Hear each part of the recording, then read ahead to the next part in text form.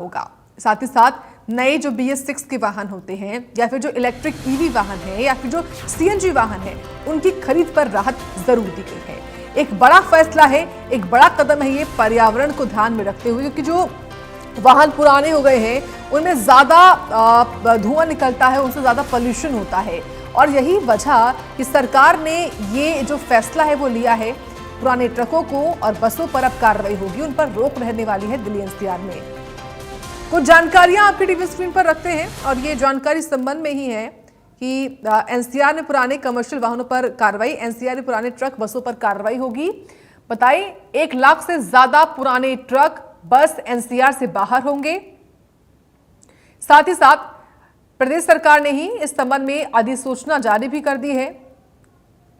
बताएं, cabinet meeting में ही फैसला लिया गया था। परिवहन विभाग के ACS ने नोटिफिकेशन जारी किया है। इसके अलावा BS3 और पुराने ट्रक बसों को स्क्रैप करना होगा। साथ ही साथ BS4 वाहनों को NCR से बाहर संचालित करने की अधिसूचना जारी हो चुकी है। नए BS6 इलेक्ट्रिक CNG वाहनों की खरीद पर जो है वो राहत रहने वाली है। तो एक बड़ा कदम है, निश्चित तौर पर बड़ा कदम है। इससे पर्यावरण में सुधार होगा, पोल्यूशन कम होगा। और क्योंकि जो पुराने वाहन हैं इनसे पोल्यूशन ज्यादा होता है, लेकिन जो BS6 का मतलब होता है भारत स्टेज, BS6 जो वाहन है, हालांकि उन पर ऐसी कोई कार्रवाई नहीं है, लेकिन BS3 पर खासतौर से दिल्ली NCR में यह रोक रहने वाली है।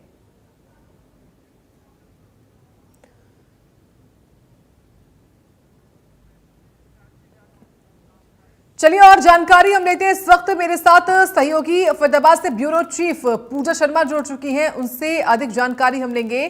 पूजा, निश्चित तौर पर एक बहुत महत्वपूर्ण फैसला है और इस फैसले की जरूरत भी थी कि BS3 वाहन जो खास तौर से जिनमें ट्रक और बस शामिल हैं, उनके संचालन में काफी दिक्कतें हुआ करती थी और ये दिक्कतें आपको, हमको, हम सबको पेश आया करती थी, क्योंकि इनसे धुआं उठता है, इनसे पोल्यूशन होता है।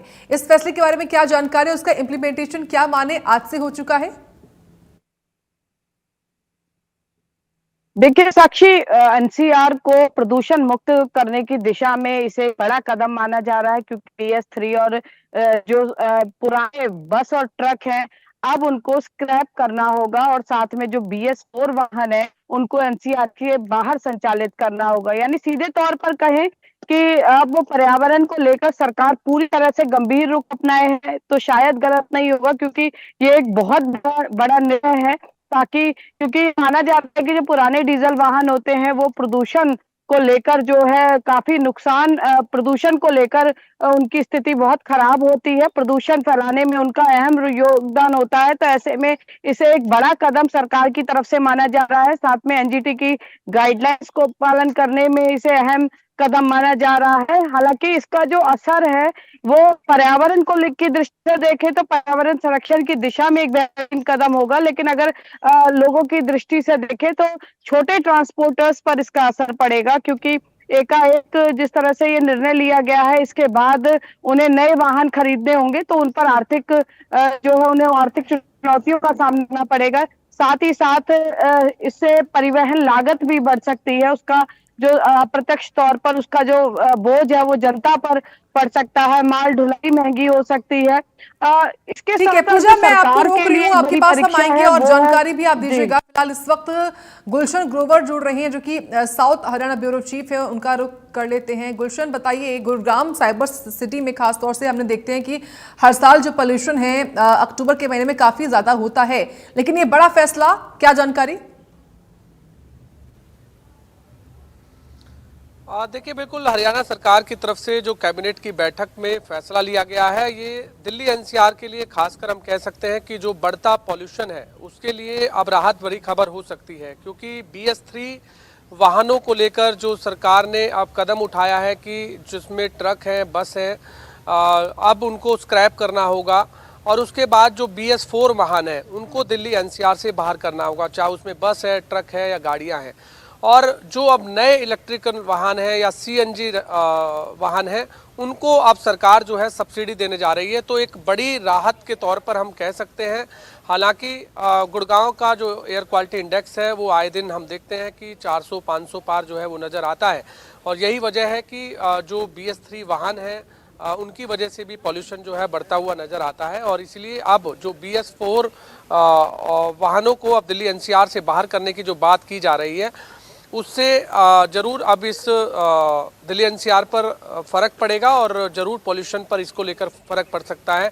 हालांकि अब कैबिनेट की बैठक में तो फैसला हो चुका है, लेकिन अब सबसे बड़ी बात है इस पूरे सिस्टम को चलाने की, क्योंकि अब जो ट्रैफिक पुलिस है, ट्रैफिक पुलिस इस पर कितना पाबंदी लगा पाती है, क्योंकि लगातार हम देख रहे हैं कि अभी भी दिल्ली NCR में चाहे गुड़गांव कहें या नूह कहें, पलवल कहें, फरीदाबाद कहें, ये तमाम सोनीपत कहें, ये झज्जर कहें, ये दिल्ली NCR में आता है। तो ऐसे में यहाँ पर अधिकतर जो वाहन है वो BS3 भी चलते हुए नज़र आते हैं। हालांकि 15 साल जो पेट्रोल वाहन है, जो 15 साल गाड़ियां हो गई हैं, उसके बावजूद भी इन इलाकों में वो चलती हुई नज़र आती हैं, या फिर डीजल की गाड़ियां कहें जो 10 साल तक सीमित है वो भी चलती हुई नज़र आती है। अब उन पर भी कितनी पाबंदी लगती है, और ख़ासकर बस और ट्रक जो सबसे ज़्यादा इस समय पोल्यूशन फैलाते हैं, उनको लेकर के अब ट्रैफिक पुलिस को अपनी यहाँ पर कड़ी जो है उनके लिए भी चुनौती है, और जल्द ही इनको किस तरह से वो बाहर करेंगे और किस तरह से इन पर राहत अब और जो इलेक्ट्रिकल वाहन और CNG वाहन है उनको कितनी राहत मिलती है वो देखना है। और सब्सिडी के तौर पर इसे एक अहम भी माना जा रहा है, क्योंकि सरकार भी चाहती है कि अब ज़्यादा से ज़्यादा वाहन CNG के चलें या इलेक्ट्रिकल वाहन चलें, क्योंकि उसको लेकर सब्सिडी भी दी जा रही है। और अब ऐसे में लोगों को भी यही है कि पेट्रोल और डीजल के बढ़ते जो रेट है, अब उनको लेकर CNG और जो इलेक्ट्रिकल जो गाड़ियां हैं उनको लेकर अब कितनी गाड़ियां अब सड़कों पर दौड़ती हुई नज़र आती हैं, अब इसको देखना होगा। लेकिन अब कैबिनेट की बैठक में जो ये फैसला लिया गया है ये एक राहत भरी खबर हम कह सकते हैं। ठीक है गुलशन, मैं आऊंगी आपके पास। देखिए पूजा, ये बहुत महत्वपूर्ण है, और जैसा कहा गुलशन ने कि जो अब सख्ती है वो ट्रैफिक पुलिस के हाथों में है कि उनके सामने आने जाने वाले वाहनों को अच्छे से जांचे। अगर कोई वाहन BS3 निकलता है तो वो उसको रोके, उसका चालान काटे और कार्रवाई करे। क्या तैयार है ट्रैफिक पुलिस भी? देखिए, ट्रैफिक पुलिस इसे लेकर पूरी रणनीति तैयार कर रही है। पुलिस कमिश्नर जो है उनकी मार्गदर्शन में एक पूरा खाका तैयार किया जा रहा है कि किस तरह से सरकार के कैबिनेट के इस निर्णय को अमल पहनाते हुए असर सड़क पर नजर आए, उसको लेकर विशेष नीति तैयार करने के प्रयास में फरीदाबाद पुलिस जुटी हुई है। और देखिए, फरीदाबाद NCR में कहें मोस्ट पॉल्यूटेड सिटी के तौर पर पूरे देश में जो है इसका नाम आता है। तो ऐसे में फरीदाबाद वासियों की दृष्टि से देखें तो निश्चित तौर पर एक बेहद राहत भरा निर्णय लिया गया है। हालांकि जिस तरह से भाजपा सरकार लगातार लोगों को पर्यावरण संरक्षण को लेकर प्रोत्साहित कर रही है, उसे लेकर अब ईवी व्हीकल्स की खरीदारी को लेकर भी लोग काफी जो है मोटिवेट हो रहे हैं। अब EV व्हीकल्स की जो खरीदारी है, गैस चालित जो व्हीकल्स है उनकी खरीदारी है, वो पिछले कुछ समय की में देखें तो उसमें काफी बढ़ोतरी दिखाई दी है।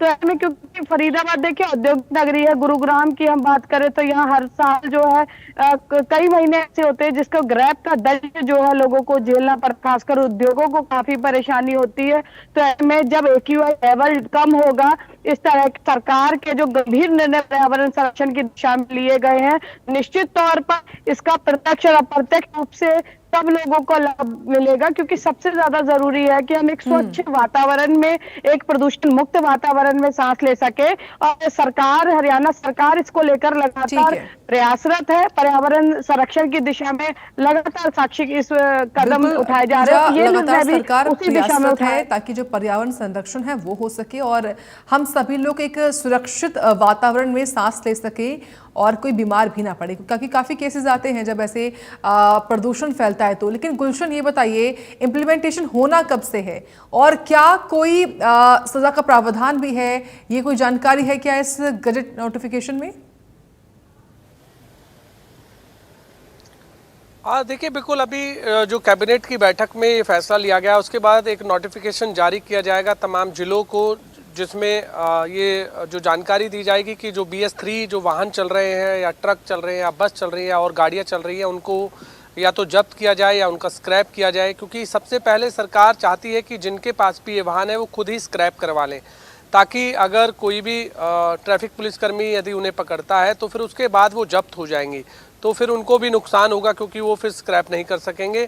इसलिए सरकार चाहती है कि BS3 वाहन वो जो भी है जिनके पास, वो स्क्रैप अपने आप ही कर लें, और BS4 वाहन वो दिल्ली NCR से बाहर चला सकते हैं, जो भी दिल्ली NCR के बाहर वाले इलाके हैं।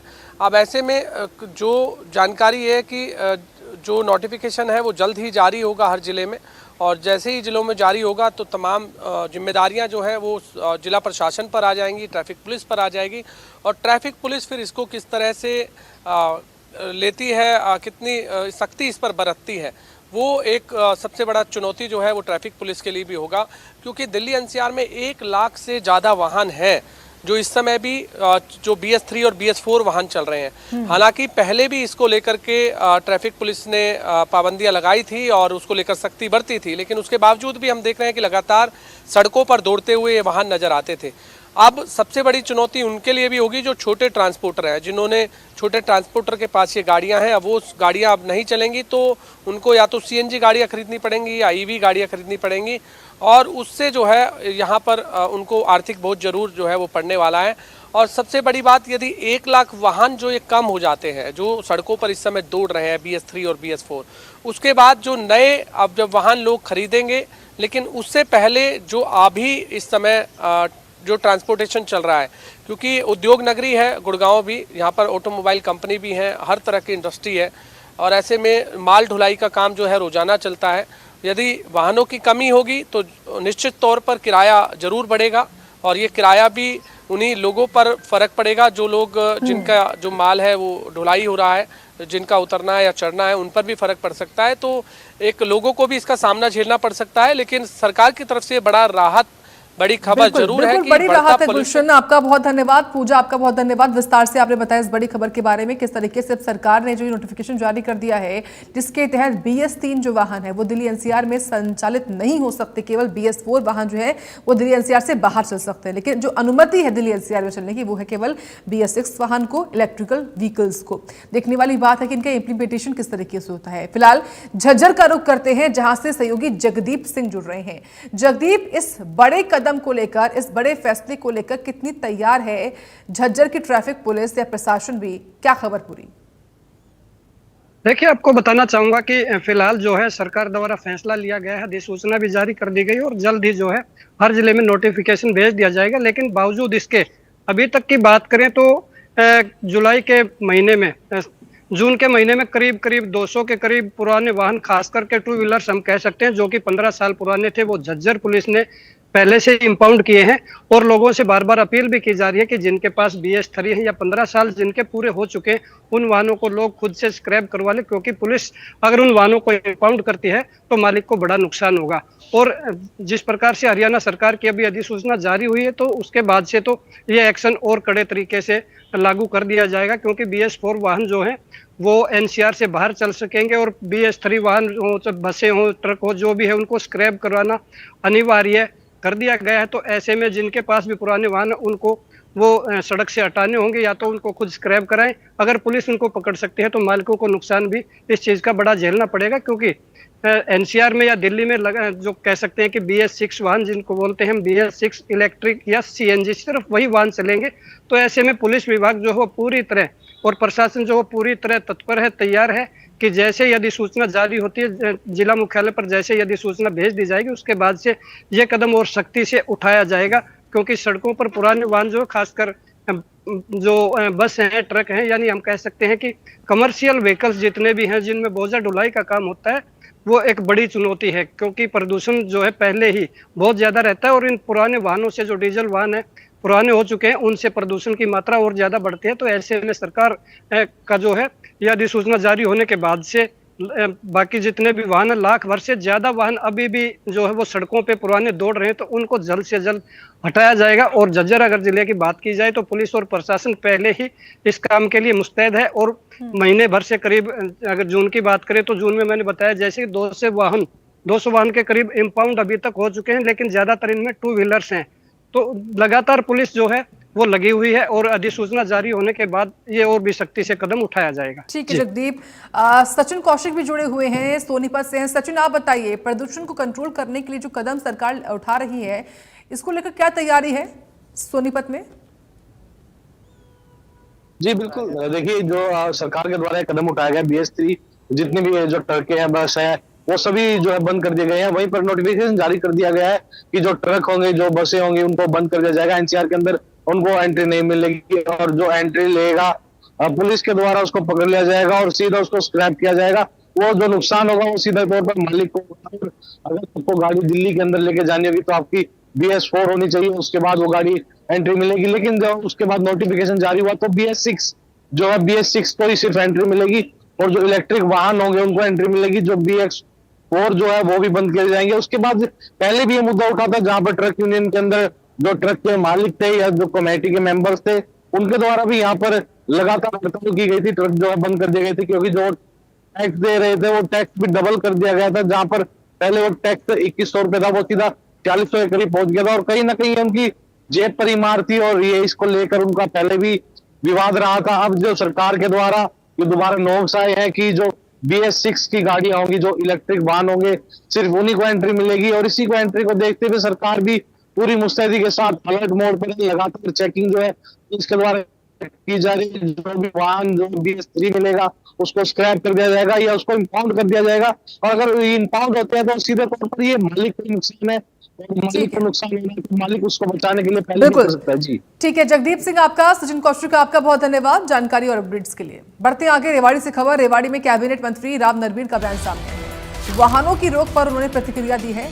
कहा प्रदूषण नियंत्रण के लिए फैसला लिया, NCR से पुराने वाहनों को बाहर किया जाएगा। बड़ा कदम है और इसी कदम पर प्रतिक्रिया सामने आई है। वाहनों की रोक पर प्रदूषण नियंत्रण के लिए फैसला लिया, ये राव नरवीर सिंह की ओर से कहा गया। NCR से पुराने वाहनों को बाहर किया जाएगा, ये राव नरवीर सिंह ने कहा है। वाहनों की रोक पर ही प्रतिक्रिया दी है कैबिनेट मंत्री राव नरवीर सिंह ने, क्योंकि बड़ा कदम है वाहनों की रोक का। इसी को लेकर कैबिनेट मंत्री राव नरवीर का बयान सामने आया है रेवाड़ी से।